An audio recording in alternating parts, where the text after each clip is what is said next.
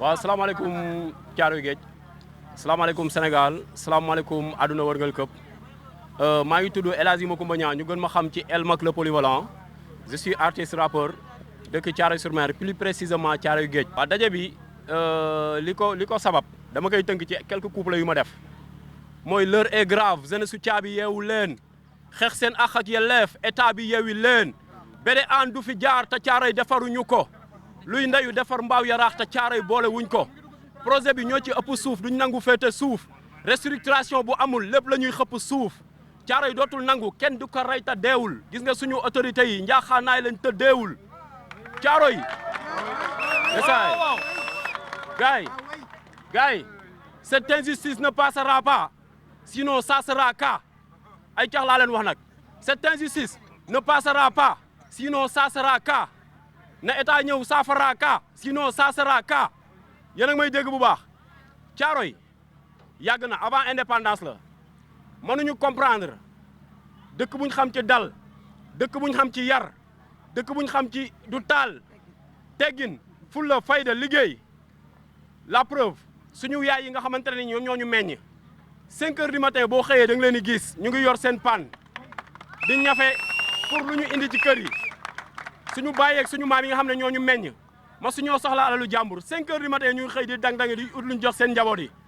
waa léegi dëkk boobu noonu xam ne avant indépendance dëkk boo xam ne waxtaane nañ fa indépendance su Sénégal mënul subir benn projet boo xamante ne nii mu nekk projet pour dépollution de la BDAN war fi jaar mu nekk projet boo xam ne nii des milliards moo dugg ci projet bi mu war a jaar Yaraax war a jaar Mbaaw war a romb Thiaroye projet boo xamante ne nii ñu ngi wax ne 14 kilomètres et les 14 kilomètres les 6 kilomètres 500 à Thiaroye-sur-Mer ñoom ñoo ko moom projet boo xamante ni 7 stations de pompage ou 6 les 4 Thiaroye-sur-Mer lay am waa léegi dëkk boobu nga xam ne loolu yëpp fa lay am ñu ne dëkk boobu noonu mënul bénéficier wu dara ci projet bi et pour lan loolu fan lañ ko teg fan lañ ko teg et pour man c'est le moment ndax dañoo am njiit yoo xamante ne ni ñoom ñoo woote jubal jubbanti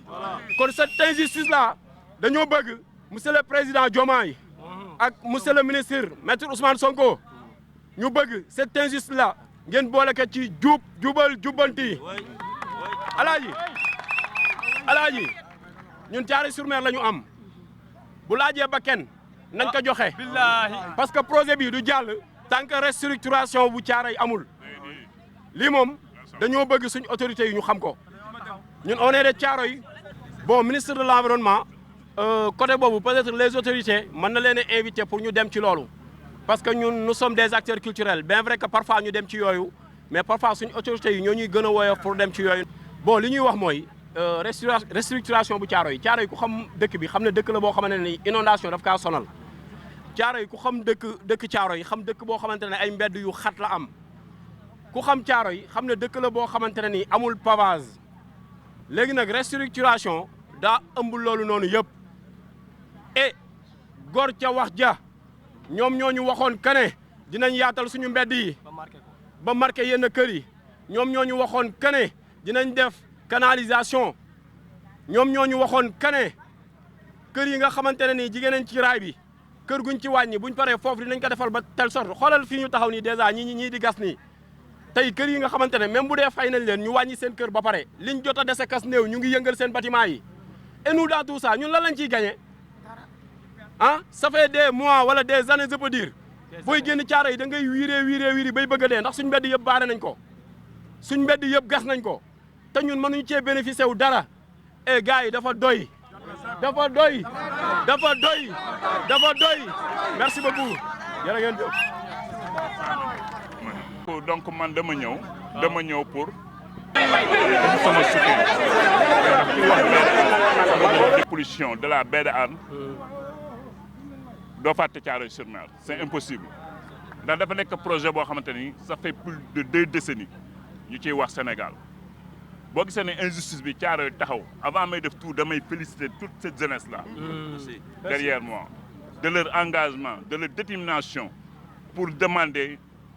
une réparation de cette injustice que Thiaroye a tout le temps subi projet yi fi jaar bari na ñun nag yàgg nañu wax que ne ànd nañ ci BDAN ànd nañ ci à 100% mais nag sans la restructuration urbaine de Thiaroye-sur-Mer, le projet de dépollution de la baie de Hann ne passera pas. loolu la Thiaroye yàgg wax te loolu la waxoon ak dëkk bi boo gisee ma ci wax nag dañu xam début ba na mu demee ak li ci am yëpp dafa amoon ñetti communes yu mu concerné 5 la woon au départ muy commune Hann Bel-Air Dalifort Thiaroye-sur-Mer Diamaguène Sicap Mbao ak Mbao 5 communes yooyu rek la woon ñu dem ba ci biir yeneen commune environnante greffé wu ci ay milliards yokku ci ñu jël ci Thiaroye-sur-Mer ñetti personnes jël Yaraax ñetti personnes jël Mbao Dalifort ainsi yóbbu leen ba Maroc ñu dem xooli bay bi ñu demee xooli bay bi ñu ñibbisee ñu gis ne defar nañ Yaraax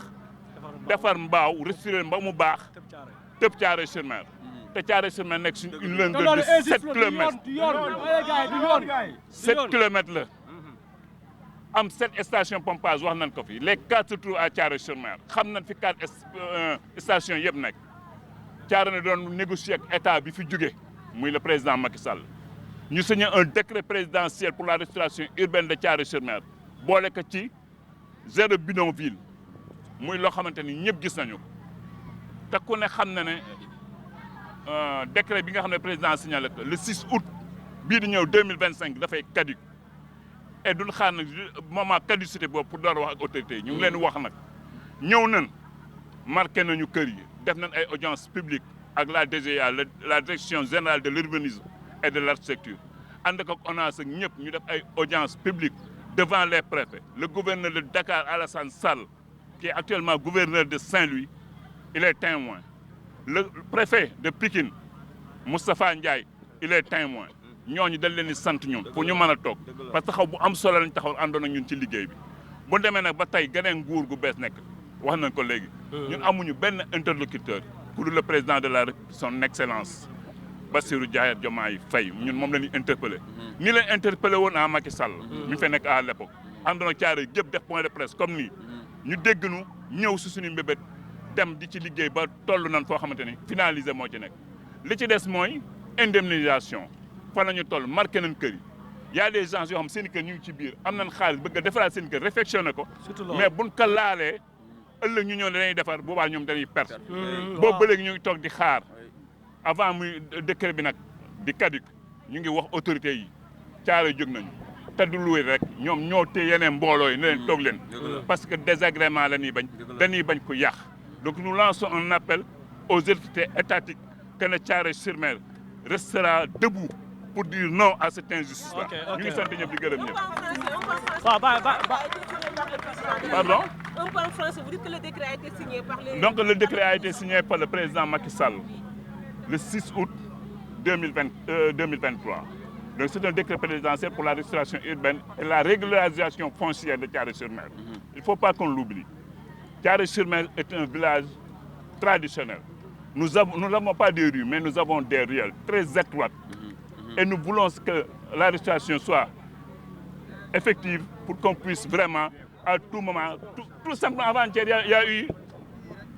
un poteau d'électrique qui a pris feu. Vous dites que le décret va être caduc? La caducité du décret sera bientôt le mois d'août. Le 6 août sera caduc. Et vous n'attendez pas ça? Et nous n'attendons pas ça qu'il soit caduc et que nos gouvernants disent que nous nous sommes levés trop tard pour parler du décret. Nous l'avons dit et nous avons rencontré des autorités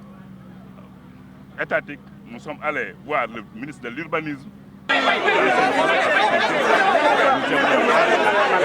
pour parler de la durée, de la caducité de ce décret présidentiel. Nous avons rencontré des députés à l'Assemblée nationale pour parler avec eux sur ce cas-là. Nous sommes allés à l'agence agence de développement française pour parler avec eux. Ils nous avaient dit qu'ils vont venir. Et bientôt, ça fait 1 mois et quelques qu'on n'a pas encore reçu une seule autorité à Thiaroye-sur-Mer pour qu'on puisse parler de ce projet-là. Donc, vraiment, c'est ce que nous lançons. Et nous disons que nous disons non au projet sans la restauration urbaine de Thiaroye-sur-Mer.